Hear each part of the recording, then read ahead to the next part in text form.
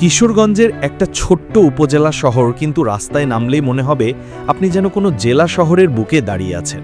শত শত বহুতল ভবন, থামহীন রিকশা, সিএনজির স্রোত, লোকে লোকারণ্য রাস্তা, এত ব্যস্ততা, এত প্রাণচাঞ্চল্য যে বাইক চালানোই কঠিন হয়ে পড়ে।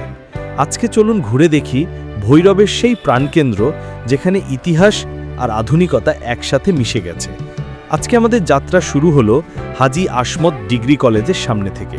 এই কলেজটা কিন্তু শুধু একটা শিক্ষা প্রতিষ্ঠান নয়, এটা ভৈরবের ইতিহাসের একটা জীবন্ত অধ্যায়। 1947 সালে ভৈরবের কিংবদন্তি দানবীর হাজী আসমত আলী ব্যাপারী এই কলেজ প্রতিষ্ঠা করেন।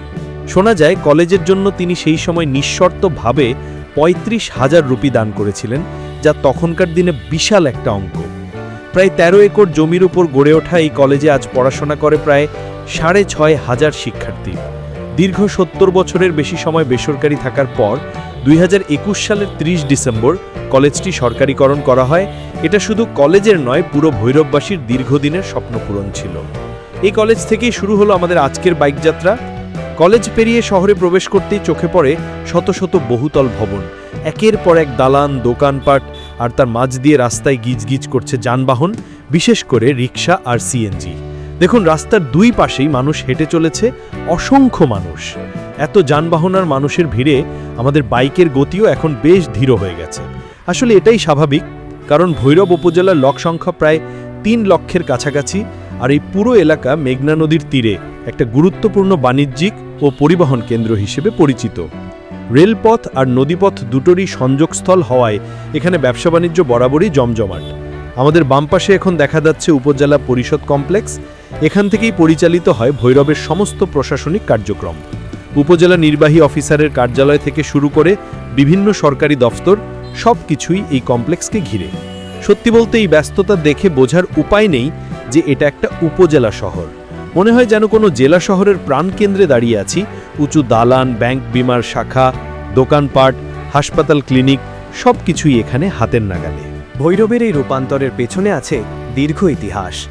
একসময় মেঘনা আর ব্রহ্মপুত্র নদের মিলনস্থলে জেগে ওঠা একটা বালুচর ছিল এই জায়গা, যার নাম ছিল উলুকান্দি।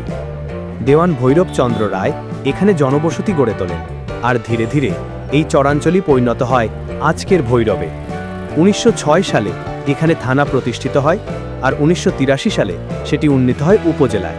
এরপর শিক্ষা, ব্যবসা আর যোগাযোগ ব্যবস্থার উন্নতির হাত ধরে ভৈরব হয়ে ওঠে কিশোরগঞ্জ জেলার অন্যতম গুরুত্বপূর্ণ ও ব্যস্ত জনপদ। মুক্তিযুদ্ধের ইতিহাসেও ভৈরবের এক বেদনাদায়ক অধ্যায় আছে। 1971 সালের 15 এপ্রিল পাকিস্তানি বাহিনী এখানে নির্মম হত্যাযজ্ঞ চালায়, আর ডিসেম্বরে ভৈরব রেল সেতু ধ্বংস করে দেয়। আজ সেই আত্মত্যাগের শ্রীমনে ভৈরব বাসস্ট্যান্ডে দাঁড়িয়ে আছে দুর্জয় ভৈরব স্মৃতি ভাস্কর্য। আর আজকের ভৈরব, বাংলাদেশ যুক্তরাজ্য মৈত্রী সেতু, ঐতিহাসিক ভৈরব রেল সেতু, মেঘনা নদীর তীরের সুন্দর বোটানিক্যাল গার্ডেন, এই সব মিলিয়ে ভৈরব এখন শুধু একটা ব্যবসায়িক কেন্দ্র নয়, একটা দর্শনীয় জনপদও বটে। তো এই ছিল ভৈরবের প্রাণকেন্দ্র ঘুরে দেখা আমাদের আজকের বাইক যাত্রা। হাজী আসমত কলেজ থেকে শুরু করে শহরের ব্যস্ততম রাস্তা, উপজেলা পরিষদ কমপ্লেক্স আর এই শহরের সমৃদ্ধ ইতিহাস, সব কিছু মিলিয়ে ভৈরব সত্যিই একটা অনন্য জনপদ, যেটাকে দেখলে মনে হয় জেলা শহর। ভিডিওটা ভালো লাগলে অবশ্যই লাইক দিন, চ্যানেলটা সাবস্ক্রাইব করে রাখুন। কমেন্টে জানান ভৈরবের আর কোন কোন জায়গা আপনি দেখতে চান। দেখা হবে পরের ভিডিওতে। ততক্ষণ পর্যন্ত ভালো থাকুন, নিরাপদে চালান।